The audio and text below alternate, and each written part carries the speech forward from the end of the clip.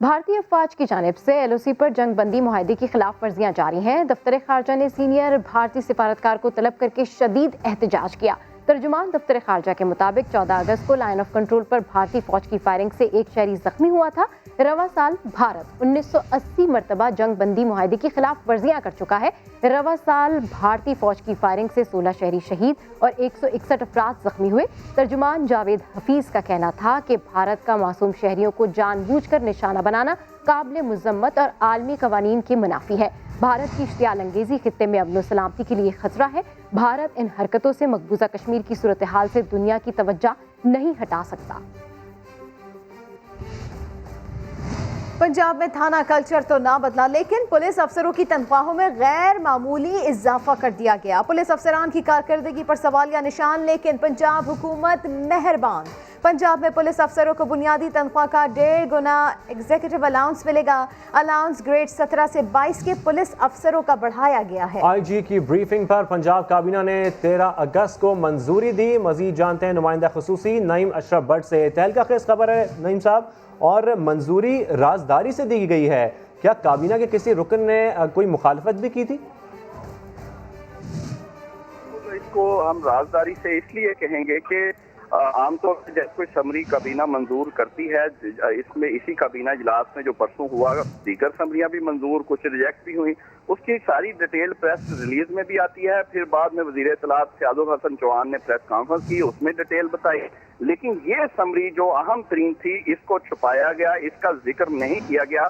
अगरचे ये खबरें पहले गर्दश में थी पुलिस की जानिब से कि ये होने जा रहा है, लेकिन जब काबीना ने मंजूरी दी तो ये बिल्कुल इसको छुपाया गया। बल्कि एक अहम वजीर मोहसिन लगारी जो वजीर आपाशी हैं, पुराने सियासतदान हैं और DG खान के ही हैं, जहाँ के वजीर आला हैं, उन्होंने बड़ी शदीद मुखालफत की और उन्होंने कहा कि ये बिल्कुल गैर मसावी है और इससे आप जो है वो दीगर मुलाजमीन को उनमें बिल्कुल इसमें वो परेशान होंगे, उनमें बहुत सारे तहफ़्फ़ुज़ात होंगे कि आप इवन उन्होंने अपने महकमे का कहा कि मेरे अपने इंजीनियर्स मैं देखता हूँ जो ग्रेड 18, 19, 20 के हैं, वो दिन रात मेहनत करते हैं, मैं काम उनका देखता हूँ, लेकिन उनका क्या कसूर है। इसी तरह डॉक्टर्स हैं ग्रेड 20, 22, 21 से, इसी तरह प्रोफेसर्स हैं और डिपार्टमेंट्स के हैं, किसी और की तनख्वाह नहीं बढ़ेगी इस तरह जो कि पुलिस की 1.5 गुना। यानी अगर किसी अफसर की तनख्वाह मिसाल के तौर पे 50,000 है तो वो 75,000 उसे इजाफी एग्जीक्यूटिव अलाउंस मिलेगा। और ये अलाउंस सिर्फ पुलिस के जो 17 से 22 अफसरान के लिए नहीं, कुछ अर्सा पहले जो सिविल ब्यूरोक्रेसी है उनके भी इसी तरह बढ़ा दिए गए। लेकिन पुलिस में भी अगर आप देखें तो नीचे SHO जो है, जो अक्सर थाना चलाते हैं, वो 16वें स्केल में है, उनको ये अलाउंस नहीं मिलेगा, ऊपर अफसरान को मिलेगा। और आपको पता है कि अक्सर जो पुलिस मुकाबले या जो होते हैं उसमें नीचे का जो पुलिस अफसर है, सब इंस्पेक्टर, ASI या नीचे जो सिपाही हैं, वो ज्यादा आगे जाके लड़ते भी हैं, लेकिन उनके लिए ये इतना बड़ा अलाउंस नहीं है। और फिर एक और अहम इसका पहलू है कि ये उस वक्त किया गया जब बाकी आपने सरकारी मुलाजमीन के तनख्वाहें उतना नहीं बढ़ाई और कहा कि इस वक्त फाइनेंशियल क्रंच है, मुश्किल है मुआशी सूरत हाल, उस वक्त आपने इतना बड़ा इजाफा किया और सिर्फ 17 से 22 के जो ब्यूरोक्रेटिक अफसरान है वो। तो नईम अशरफ भट्ट, आपको नहीं लगता कि अगर तनख्वाहें बढ़ाई गई हैं तो ऐसे में करप्शन जो है वो रुकने में मदद मिलेगी, नहीं होगी करप्शन या कम होगी? अच्छा, ये भी अब अहम पॉइंट आपने रेज किया कि करप्शन क्या फिर 17 से 22 की सिर्फ वही कर रहे थे? उनकी करप्शन रोकने के लिए आपने उनको इतना बड़ा पैसे बढ़ा दिए क्या? नीचे 16 से जो है वो सब सही है, वो करप्शन नहीं कर रहे थे। SHO जो असल थाना चलाता है, जिसका इख्तियार है, बल्कि पुलिस में तो DSP से भी ज्यादा जो है आप देखें कि SHO के इख्तियारात होते हैं, तो उनके तो आप नहीं बढ़ा रहे। क्या उनको आप या समझते हैं वो करप्शन नहीं करते, या उनको आप जस्टिफाई करवाना चाह रहे हैं, आप उनको इजाजत दे रहे हैं कि आप जितनी चाहें करप्शन कर लें? SHO या सब इंस्पेक्टर जो तफ्तीशी होता है, उनको आप इजाजत दे रहे हैं कि आप खुद इतने पैसे पैदा कर लें, बाकी ऊपर अफसर जो हैं उनके हम इतने पैसे बढ़ा रहे हैं। अहम इसमें बात यह है कि काबीना इजलास में जब मंजूरी हो गई तो हुकूमत ने इसको छुपाया फयाजुल हसन चौहान वजीर इत्तलात, उन्होंने प्रेस कॉन्फ्रेंस की, नहीं बताया पर प्रेस रिलीज जो जारी हुई कैबिनेट मीटिंग की, उसमें भी इस समरी का जिक्र नहीं था और खामोशी से, जो कि आज समा बता रहा है कि इसकी मुखालफत। ठीक है नईम, हमारे साथ ही रहिए। इसी पर बात करने के लिए हमारे साथ इस वक्त मौजूद हैं वजीर इत्तलात पंजाब फयाजुल हसन चौहान साहब। फयाज चौहान साहब, ऐसी क्या वजह थी जो पुलिस अफसरान की तनख्वाहों में इजाफे का फैसला किया गया है? जो अफसरान थे ग्रेड 17 से ग्रेड 2021 के दरमियान, उनके और SNGAD के और सिविल ब्यूरोक्रेसी के जो यही अफसरान थे ग्रेड 17 से ग्रेड 21 के, उनकी तनख्वाहों में अच्छा खासा फर्क था। अभी कोई बुरा वक्त आता है पाकिस्तान पे, सोसाइटी पे, माशरे में, और डेली बेसिस पे उनकी फ्रंट फुट के ऊपर जो है ना, वो डेली बेसिस पे जो है ना वो ड्यूटी दे रहे होते हैं। तो वो जो एक फ़र्क था, उसकी वजह से थोड़ी सी उनके अंदर जनाब एक अफसरान के अंदर एक एहसास, जैसे कहते हैं कि अफसोस कह लें, या उन्हें ये एहसास था कि हमारी तनख्वाहें कम है। उनकी और SNGAD और सिविल ब्यूरोक्रेसी के जो अफसरान हैं, उनकी तनख्वाहों को बराबर किया गया।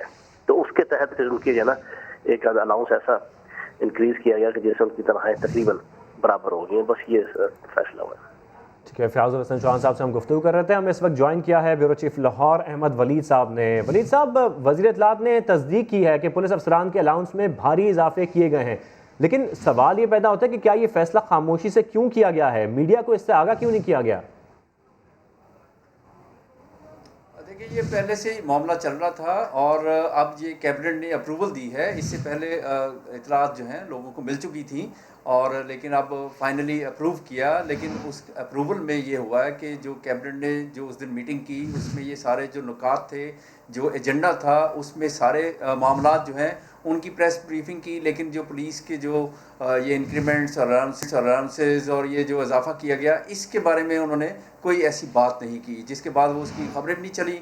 और लेकिन ये कि चले, अगर जैसे फयाज चौहान साहब कह रहे हैं कि उनमें एहसास महरूमी था, इसलिए जो उनके मुकाबले में जो दूसरे ब्यूरोक्रेट्स हैं उनकी तनख्वाहें जो हैं उसके मुकाबले में बराबर की गई हैं, तो जिससे अब वो एहसास महरूमी उनका पुलिस का ख़त्म होगा, पुलिस का मोराल बुलंद होगा। अब देखना ये है कि पंजाब पुलिस, जिसके बारे में पाकिस्तान तहरीक इंसाफ के जो चेयरमैन हैं और प्राइम मिनिस्टर इमरान खान, वो ये कहते थे कि पंजाब पुलिस जो है वो उनको सियासी इंतकाम या सियासी एजेंडे पर काम करती है और यहाँ पे करप्शन बहुत है, इनमें रिफॉर्म्स करेंगे हम। वो रिफॉर्म्स जो है जब हुकूमत इनकी बनी थी उसी वक्त उन्होंने ये शुरू करने की कोशिश की थी, लेकिन उसके बाद से अब तक कोई रिफॉर्म्स जो है ना वो सामने नहीं आ रही। तो अब ये चले अफसरान की इन्होंने तनख्वाहें बढ़ाई हैं। बहुत सारी ऐसी चीज़ें हैं, इश्यूज़ हैं जिनके ऊपर पुलिस के लिए काम करने की ज़रूरत है। उनको जो मोबाइल गाड़ियां हैं उनकी अपग्रेडेशन, उनकी ट्रेनिंग, उनकी बहुत सारी ऐसी चीज़ें जो हैं वो करने वाली हैं। थाना कल्चर को इम्प्रूव करने की बहुत ज़्यादा ज़रूरत है। वो देखें कि अब क्या ये अफसरान की तनख्वाहें बढ़ने से ये फ़र्क पड़ता है या नहीं पड़ता। अब ये देखना होगा कि किस तरह से ये इजाफा जो है आवाम को किस तरह से इसका फ़ायदा पहुँचे। ठीक है, बहुत शुक्रिया अहमद वली साहब आपका।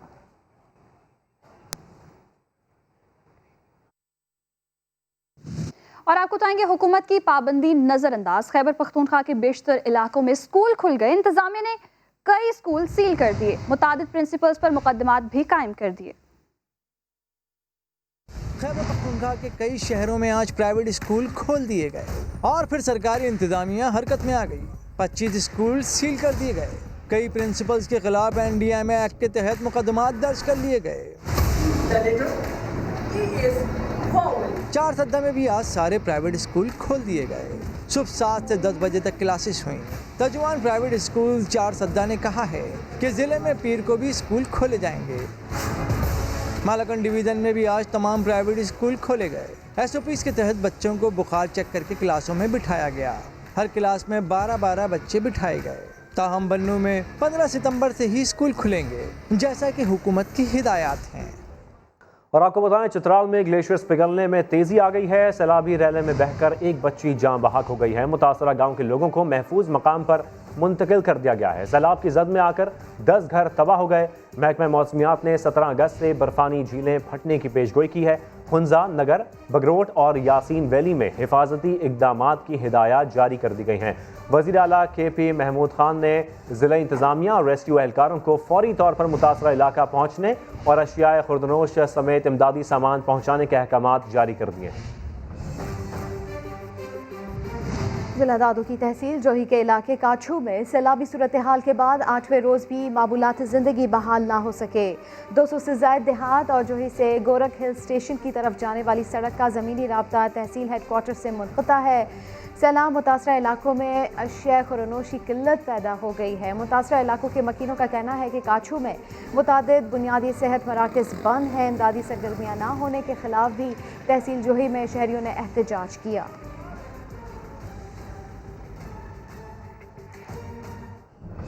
और आपको बताएं, सक्खर की नारा केनाल में मगरमच्छ के हमले का शिकार बच्ची का अब तक कुछ पता न चल सका। लवाहिकीन के मुताबिक नन्ही जाहिदा को गुज़िश्ता रोज़ मगरमच्छ ने निगल लिया था। मुतासरा ख़ानदान ने हुकाम से मदद की अपील भी की है। आपको बताएं, सक्खर की नारा केनाल में मगरमच्छ के हमले का शिकार बच्ची का अब तक कुछ पता नहीं चल सका है। और लवाहिकीन के मुताबिक नन्ही जाहिदा को गुज़िश्ता रोज़ मगरमच्छ ने निगल लिया था और मुतासरा ख़ानदान ने हुकाम से मदद की अपील भी की है। महकमे मौसमियात ने कराची समेत सिंध भर में बारिशों की पेशगोई कर दी है। तर्जुमान महकमे मौसमियात के मुताबिक आज मजीद मानसून हवाएं सिंध में दाखिल होंगी, जिसके बायस आज शाम को बदीन, शहीद बेनज़ीराबाद, थरपारकर, मीरपुर खास, उमरकोट, सांगढ़ और मिट्टी में कहीं कहीं पर तेज़ हवाओं और गरज चमक के साथ बारिश का इम्कान है। दूसरी जानब इतवार को कराची, हैदराबाद, ठट्टा में बारिशें होंगी। समा के नुमाइंदे सज्जाद हैदर से। जी सज्जाद, अपडेट कीजिए इस हवाले से। जी बिल्कुल, जो BRT का इफ्तिताह 13 अगस्त को वज़ीर-ए-आज़म इमरान खान ने किया था, उसके बाद जो है 14 अगस्त को कुछ वाक़यात देखने में आए थे, जिसके बाद जो है पुलिस तैनात करने का फैसला लिया गया। शहरियों की जानिब से बददस्ती के भी वाक़यात सामने आए थे और उसके साथ साथ जो है BRT सिक्योरिटी गार्ड के स्टेशन से, जो नगरी का स्टेशन है, वहाँ पर जो है गार्ड को तशद्दुद का निशाना बनाया गया था शहरियों की जानिब से, जिसमें जो है गिरफ्तारियां की गई है। और इसके बाद जो ये फैसला किया गया है कि आर्जी तौर पर जो है पुलिस एहलकार जो है BRT स्टेशन पर तैनात कर दिए गए हैं। 250 के करीब पुलिस एहलकार हैं जो तमाम BRT स्टेशन पर तैनात होंगे। चार की एक स्क्वाड बनाया गया है जो हर BRT स्टेशन पर जो है ड्यूटी सर अंजाम देंगे। ठीक है सज्जाद हैदर, अपडेट करें, आपका शुक्रिया। और आपको बताएं, वज़ीर आला पंजाब के खिलाफ शराब लाइसेंस केस की तहकीकात जारी हैं। उस्मान बुज़दार से पूछे गए सवालात की तफसील सामने आ गई है। मजीद जानते हैं समा के नुमाइंदे रियाज अहमद से। रियाज, क्या सवालात किए गए उनसे? जी बिल्कुल, जो वज़ीर आला पंजाब को फार्मा दिया गया उसकी तफसीलात सामने आई हैं। उसमें वज़ीर आला पंजाब से उनकी तनख्वाह, आमदन के ज़राए और अगर कोई कारोबारी आमदन है तो उसकी तफसीलात भी तलब की गई हैं। इसके अलावा नायब ज़राए का ये भी कहना है कि उस्मान बुज़दार से गैस, बिजली और टेलीफोन, मोबाइल फोन के मुलाजमीन की तादाद से मुतल्लिक़ भी तफसीलात तलब की गई है। और इसके अलावा वरासत में हासिल की गई जायदाद समेत मनकूला और गैर मनकूला जायदादों की तफसीलात भी उनसे तलब की गई हैं। ऐसे असासे जो खरीदे गए हैं, लीज पर लिए गए हैं या गुजरिया नीलामी तोहफे में की सूरत में वसूल किए गए हैं, उनकी तफसीलात भी उनसे पूछी गई है। इसके अलावा ऐसे असासे जो उस्मान बुज़दार की मलकियत नहीं रहे, कब और कैसे फरोख्त किए और इसकी तफसीलात भी फराहम की जाएगी। नैब ने उनसे सवाल किया है। वज़ीर आला पंजाब से दोनों के हवाले से भी तफसीलात तलब की गई हैं। वज़ीर आला पंजाब से उनकी जाती बैंक अकाउंट समेत अहले खाना या उनके नाम क्रेडिट कार्ड कर्जों समेत दीगर तफसीलात भी तलब की गई हैं। वज़ीर आला पंजाब से उनके बच्चों की तालीमी अखराजात और दीगर तफसीलात भी पूछी गई हैं। उस्मान बुज़दार के नैब ने सियासत में कब दाखिल हुए, कौन कौन से इलेक्शन में हिस्सा लिया और इलेक्शन अखराजात की तफसीलात भी नैब ने उनसे पूछी। और इसके अलावा ऐसी जायदादें जो बराह रास्त उनके नाम। ठीक है, नैब के वज़ीर आला से पूछे गए सवालों की तफसील सामने आ गई है। आप तफसीलन आगाह कर रहे थे रियाज, बहुत शुक्रिया। और तो और कशकोल तोड़ने के दावे धरे के धरे रह गए। खैबर पख्तूनख्वा 7 सालों में 137 अरब रुपए का मकरूज हो गया। सबसे ज्यादा कर्ज BRT के लिए 53 अरब 35 करोड़ रुपए लिया गया। मजीद तफसीलात अब्दुल रहमान की रिपोर्ट में देखिए। में तहरीक इंसाफ के इक्तिदार को 7 साल हो गए। इस दौरान PTI ने 137 अरब रुपए के नए कर्जे लिए, जिससे सूबे पर कर्जों का बोझ 269 अरब रुपए तक पहुंच गया। जबकि इस साल मजीद 90 अरब रुपए के कर्जे लेने का फैसला किया गया है। 7 सालों में सबसे ज्यादा कर्जा BRT मंसूबे के लिए 53 अरब 32 करोड़ रुपए लिया गया। जितने हमारे कर्जे बढ़ेंगे तो उससे डेवलपमेंट के लिए पैसे कम होंगे और उससे बाकी भी जो आवाम के मसाइल हैं उसमें इजाफा होगा। कर्जे लेने के फैसले का दिफा करते हुए सूबाई वजीर खजाना का मौक़िफ़ था कि माशी सरगर्मियों की बेहतरी के लिए कर्जा लेने में कोई कबाहत नहीं। सूबों की सिचुएशन भी फ़र्क है। हमारी जो लोन्स की पे बैक होती है वो बजट का 2% हिस्सा भी नहीं होती, और इस वक्त पे ये बड़ा ज़रूरी है कि हम एक स्मार्ट तरीके में जहाँ पे इकोनॉमी में पैसे लगाने के लिए अगर बोरोइंग की ज़रूरत हो तो बिल्कुल हम वो करेंगे। उसके लिए हम बहुत से ऑप्शंस देखें। खैबर पख्तूनख्वा में PTI हुकूमत से कबल सूबे पर कर्जों का बोझ सिर्फ 132 अरब रुपए था। PTI हुकूमत 7 सालों में अब तक सिर्फ 74 अरब 50 करोड़ रुपए के कर्जे सूद समेत वापस कर चुकी है। कैमरामैन असद अली के साथ अब्दुर्रहमान, समा, पेशावर। और अब कुछ बात करते हैं करप्शन मुकदमात की, जिसमें नैब ने 1037 अफराद के नाम ECL में शामिल करवा रखे हैं। 2019 में 261 मुल्जिमान के नाम एग्जिट कंट्रोल लिस्ट में डाले गए। नैब रावलपिंडी ने सबसे ज्यादा मुल्जिमान के बैरून मुल्क जाने पर पाबंदी लगवाई। इस्लामाबाद से देखिए सुहेल रशीद की रिपोर्ट। करप्शन के मुकदमे में मुलव्वस कोई मुल्ज़म मुल्क की हदूद से बाहर न जाने पाए। नैब की मां पर अब तक करप्शन के 1037 मुल्ज़मान के मुल्क छोड़कर जाने पर पाबंदी लगाई गई। नाम एग्जिट कंट्रोल लिस्ट में शामिल किए गए। 2019 के दौरान 261 मुल्ज़मान के नाम ECL में डाले गए। नैब ने सालाना रिपोर्ट जारी कर दी। रिपोर्ट के मुताबिक नैब रावलपिंडी ने सबसे ज्यादा 72 मुल्ज़मान के नाम ECL में शामिल करवाए। नैब लाहौर का स्कोर 67, मुल्तान का 46 और कराची का 33 रहा। नैब सक्खर ने 33, खैबर पख्तूनख्वा ने 6 मुल्ज़मान के नाम ECL में डलवाए। आसिफ जरदारी, मरियम नवाज, शाहिद खान अब्बासी और एहसन इकबाल के नाम ECL में शामिल हैं। अकरम दुरानी, फरियाल तालपुर, शर्जील मेमन और हमजा शहबाज का मुल्क से बाहर जाना भी ममनू है। मिफ्ता इस्माइल, आगा सिराज दुरानी, अनवर मजीद, अब्दुल गनी मजीद और दीगर मुल्ज़मान के नाम भी ECL में शामिल हैं। 1 साल के दौरान साबिक वज़ीर आज़म नवाज शरीफ समेत 42 अफराद के नाम ECL से निकाले गए। सुहेल रशीद, समा, इस्लामाबाद। लोधरा में जाली आमिल ने सर दर्द के इलाज के लिए आने वाली खातून पर तशद्दुद किया। चेहरे और सर पर थप्पड़ और मुक्के मारकर बेहोश कर दिया। बात कर लेते हैं राना शाकिर से। राना, पुलिस की जानिब से क्या कार्रवाई की गई है?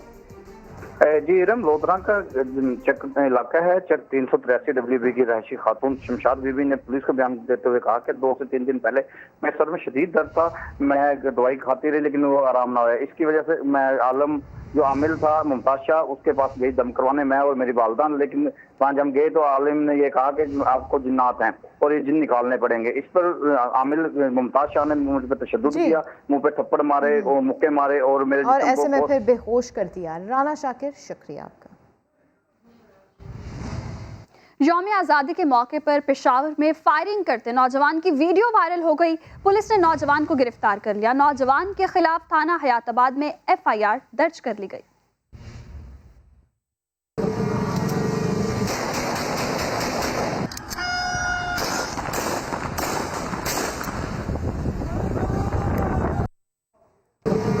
पंजाब में लॉकडाउन खत्म होने से कोरोना वायरस की दूसरी लहर आने का खदशा पैदा हो गया है। सेक्रेटरी हेल्थ पंजाब ने खतरे की पेशगोई करते हुए तमाम अजला की इंतजामिया को ज़ाब्ता-कार पर अमल दरामद यकीनी बनाने की हिदायत जारी कर दी हैं। समा के नुमाइंदे दानियाल उमर से खुसूसी गुफ्तगू में कैप्टन रिटायर्ड मोहम्मद उस्मान का कहना था कि 10 से 15 रोज़ में कोरोना केसेस में इजाफा हो सकता है। जो कंप्लाइंस का लेवल है वो डाउन हो गया, और अगर खुदा न खास्ता हमने इसका अभी तदारुक ना किया तो फिर आज से 10, 12, 15 दिन के बाद केसेस भी जहाँ भी रिलैक्सेशंस हुई वहाँ पे सेकंड पीक आई। ईद के पास हम इसको रोज़ाना की बुनियाद पर चूँकि मॉनिटर करते हैं, हमारा जो पॉजिटिविटी का रेट था वो 1.5-1.6% पे आ गया था। वो अभी भी 2.5-2.6% के आसपास फिर रहा है। अब सब कुछ खुल गया है SOPs के साथ। यकीनन थोड़ी बहुत कंप्लायंसेस जो वायलेशंस है वो रिपोर्ट हो रही हैं SOPs की। इसी पर मजीद बात करेंगे समा के नुमाइंदे दानियाल उमर से। दानियाल, पंजाब में कोरोना वायरस एक बार फिर फैलने का खतरा जाहिर किया जा रहा है। बिल्कुल शाहजेब, पंजाब में कोरोना वायरस एक बार फिर फैलने का खतरा जाहिर किया है। Secretary primary and secondary health captain retired Mohammad Usman ने उन्होंने जितने भी डीसीओज हैं, आरपीओज हैं, उनको एक खत लिखा है जिसमें उन्होंने कहा है कि जो पंजाब भर में मार्केट्स हैं और शॉपिंग मॉल्स हैं उनमें कोरोना वायरस के एसओपीज पर बिल्कुल भी अमल दरामद नहीं हो रहा। लोग मास्क पहन कर नहीं आ रहे, लोग एक दूसरे से सोशल डिस्टेंसिंग नहीं रख रहे, जिसकी वजह से दूसरी लहर पंजाब में भी जल्द आ सकती है। और इसी पे उन्होंने कहा है कि 10 से 15 रोज में जो है वो पंजाब में केसेस में भी इजाफा हो सकता है। जब लॉकडाउन मुकम्मल तौर पर था तो पंजाब में पॉजिटिविटी रेट 1.5 था, लेकिन अब पंजाब में पॉजिटिविटी रेट जो है वो 2.6 तक पहुंच गया है। जी ठीक है, बहुत शुक्रिया तफसीली आगाह करने के लिए दानियाल। महदूद वसाइल वाले मुल्क ने कोरोना को कैसे शिकस्त दी, आर्मी चीफ से गुफ्तगू में माइक्रोसॉफ्ट के बानी बिल गेट्स ने मूजी वायरस के खिलाफ पाकिस्तान के मौसर किरदार की तारीफ की। पोलियो के खिलाफ ताउन जारी रखने का ऐलान भी किया।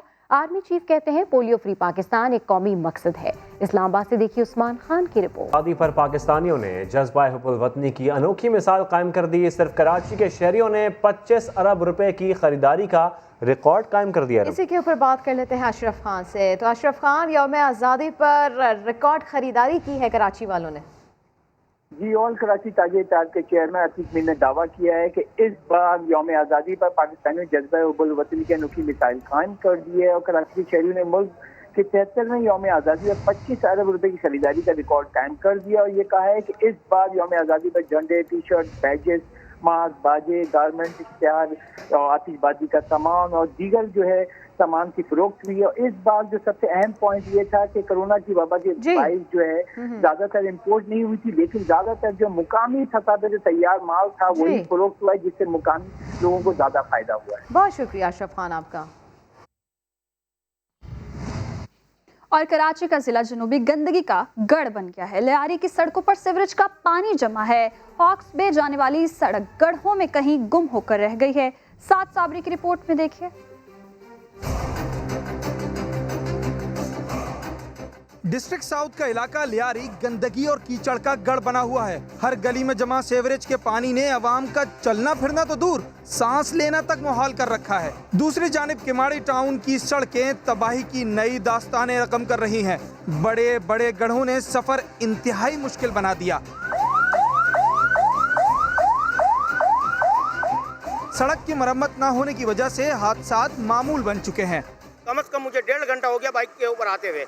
यकीन करें 5 मिनट का रास्ता नहीं है, ये मुझे 1.5 घंटा हो गया। ये 5 मिनट का रास्ता नहीं है गोग भाई से ट्रक क्रॉस करना, 5 मिनट का, ये घंटों में हमें तय करना पड़ रहा है। यहाँ रोडों का कोई बनाने वाला नहीं है। हम लोग रोज मुसीबत में फंसे होते हैं। सुबह को निकलते हैं, 1 बजे अड्डे पे पहुँचते हैं। तबाहाल सड़कें और सफाई का नाकिस इंतजाम हुकूमत की जानिब से अवामी खिदमत के दावों की कलई खोल रहा है। कैमरामैन शाहिद बलोच के साथ साबरी, समा, कराची। कराची के मुख्तलिफ इलाकों की बात करते हैं जहां गैर एलानिया लोड शेडिंग का सिलसिला जारी है। लैंड लॉसेस वाले इलाकों में 7.5 घंटे की एलानिया लोड शेडिंग की जा रही है। इस हवाले से मजीद जानते हैं सलमान अहमद से। जी सलमान अहमद, अपडेट कीजिए, किन किन इलाकों में ये लोड शेडिंग की जा रही? देखिए कि इलेक्ट्रिक की जानिब से मुख्तलिफ इलाकों में एलानिया लोड शेडिंग का जो शेड्यूल है वो जारी कर दिया गया है। कराची के मुख्तलिफ इलाकों में बताया जाता है कि अब 2-2 घंटे की दिन में 3 बार लोड शेडिंग की जाएगी एलानिया। इसके अलावा 1.5 घंटे की 1 बार लोड शेडिंग की जाएगी। अगर उन इलाकों की बात की जाए तो उन इलाकों में मलीर, शाह फैसल के मुख्तलिफ इलाके हैं। इसके अलावा बल्दिया टाउन के मुख्तलिफ इलाके हैं जहाँ पर एलानिया लोड शेडिंग की जाएगी। तकरीबन ये 7.5 घंटे का दौरानिया बनता है। शहरी हैं, उनका कहना है कि इलेक्ट्रिक की जानिब से एलानिया और गैर एलानिया लोड शेडिंग का दौरानिया तकरीबन 10 से 11 घंटे 12 घंटे बनता है। शहरियों का यही कहना है जब बिजली होती है तो उस वक्त जो है पानी का वक्त नहीं होता, लेकिन जब लोड शेडिंग की जाती है उस वक्त जब पानी आना होता है उस वक्त वो पानी जो है वो ज़ख़ीरा नहीं कर सकते, जिसकी वजह से पानी के लिए भी बूंद बूंद को जो है वो शहरी तरसते हैं। सलमान अहमद अपडेट कर रहे थे। हैदराबाद से खबर शामिल करते हैं जहां काजी कयूम रोड पर शहरियों ने बिजली की बंदिश के खिलाफ एहतजाज किया है। बात करेंगे पवन कुमार से। पवन, क्या कहना है मुजाहिरीन का? जी बिल्कुल, ये काजी कयूम रोड के मकीन इन्होंने हैदर चौक के मकाम पर जो है बिजली की बंदिश के खिलाफ अपने ही इलाके में MQ की जोनल ऑफिस के बाहर जो है एहतजाज देकर सड़क ब्लॉक कर दी और जिसके बाद जो शहर के जो मुख्तलिफ इलाकों की तरफ जो आने जाने वाली जो ट्रैफिक है वो सख्त मुतासर हुई है, जबकि मुजाहिरीन जो है एस्को इंतजामिया के खिलाफ जो है सख्त नारेबाजी की है। मुजाहिरीन का कहना है कि नीचे जो इलाका है काजी कयूम रोड हैदर चौक के मकाम पर तकरीबन 12 दिन से जो है बिजली गायब है और एस्को को कई बार जो है लिखत में भी जो है शिकायत और कोई सुनने वाला नहीं है। बहुत शुक्रिया पवन कुमार आपका। और आपको बताएं, कराची प्रेस क्लब पर कैम्ब्रिज के नताइज के खिलाफ तलबा एहतजाज कर रहे हैं। उनका कहना है डाउनग्रेड से अच्छे तालीमी इदारों में एडमिशन नहीं मिलेंगे। इस हवाले से मजीद जानते हैं मुदस्सिर नज़ीर से। मुदस्सिर, क्या मुतालबात हैं इन तलबा के? अब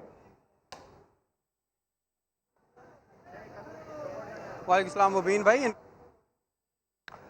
मुदस्सिर भी रब्ता बहाल करने की कोशिश करेंगे। आपको बताएं, कराची प्रेस क्लब पर कैम्ब्रिज के नताइज के खिलाफ तलबा एहतजाज कर रहे हैं। उनका कहना है कि डाउनग्रेड से अच्छे तालीमी इदारों में एडमिशन नहीं मिलेंगे और जून सीरीज़ के नताइज में डाउनग्रेड दिए गए हैं। डाउनग्रेड से अच्छे तालीमी इदारों में दाखिला नहीं मिलेगा। कराची प्रेस क्लब पर कैम्ब्रिज के नताइज के खिलाफ तलबा एहतजाज कर रहे हैं।